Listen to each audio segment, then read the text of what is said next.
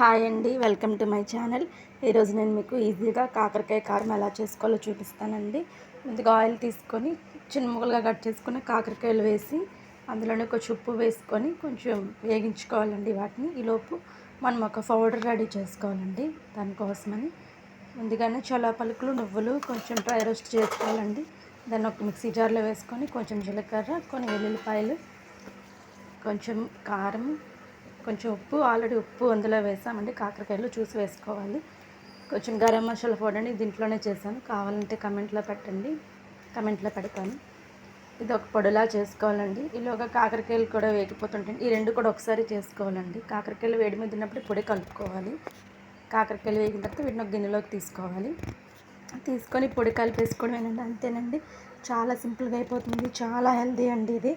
కాకరకాయ పిల్లలు కూడా తింటారు కదండి, ఇలా చేస్తే ఇష్టంగా తింటారు. నచ్చితే సబ్స్క్రైబ్ చేసుకోండి, లైక్ చేసి కమెంట్ చేయండి. Thanks for watching my video. Thank you.